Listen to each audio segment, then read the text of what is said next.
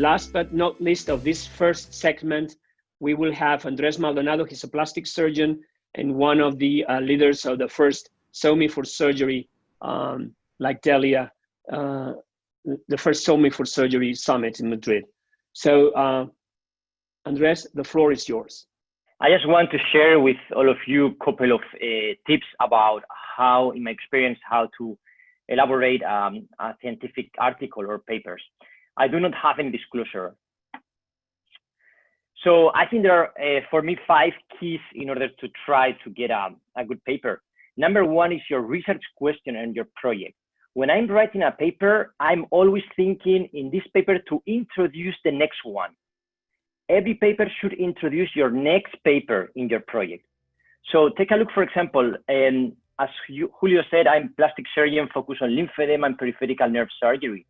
And when we were working on the axillary nerve injuries, you can see these 4 papers which we published. Everyone was introducing the next one because it must be a main project. My tip number 2 is about your language. Surgeons do not have time to read papers.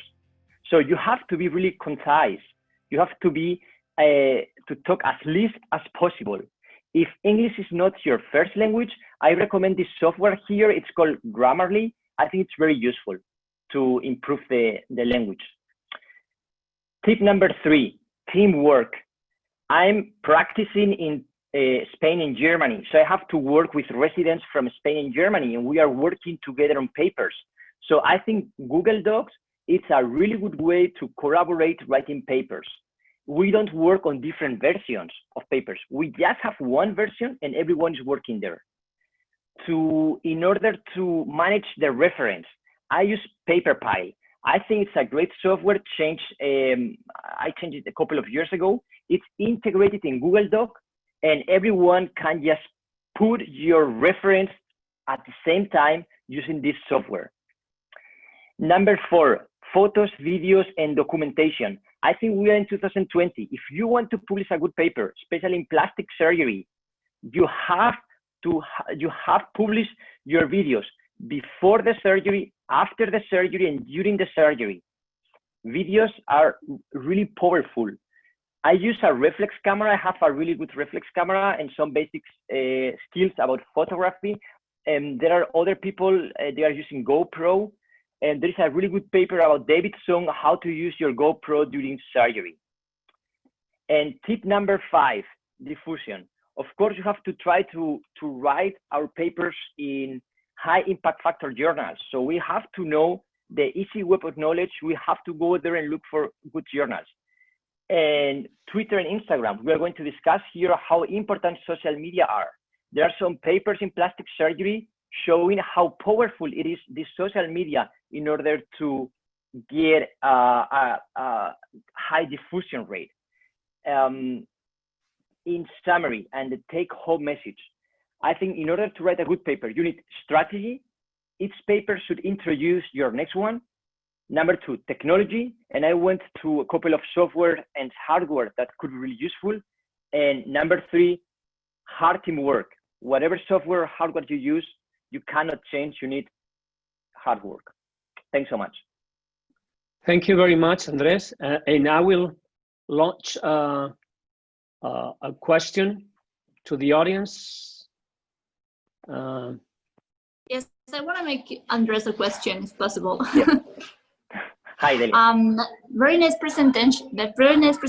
Congratulations. I've really enjoyed it.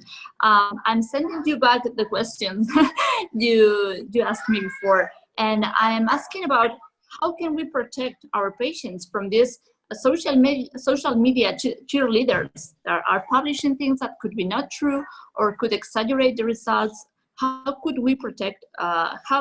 Do you have any idea of how to establish a filter for the trust to verify the data on social media? Delia, I think it's very hard, and I'm going to change to look the opposite. So for things that are really good established, for example, I go to breast reconstruction. The gold standard is autologous breast reconstruction.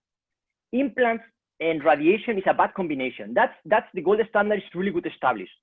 And it's a fight for plastic surgeons, even for things that are really good established. It's a fight to get this to your patients, to the everyday patient.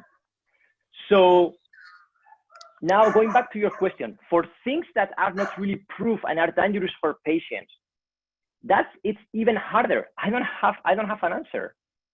I think it's really hard because even the things that are good proof, it's hard to apply in your community. I don't know the answer, Delia.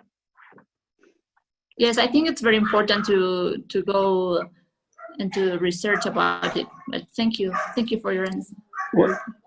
Well, I think it is important when we are speaking about a community, an ecosystem. It's important to connect with people you trust. If you connect with people you trust, it is rather difficult to get bad science, or at least science in what we usually share offline. So it's a question of who you connect with and who you trust, and how we build trust within the ecosystem, within SOMI for surgery.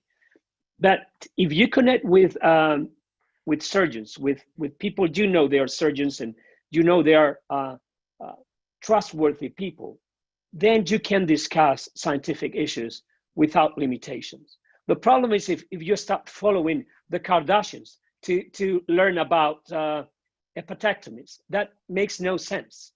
So it's not so much about us. It's about how people see us, because we are sharing this on Twitter, which is open, which is symmetric, as opposed to LinkedIn or Facebook. On Facebook, you can't limit it.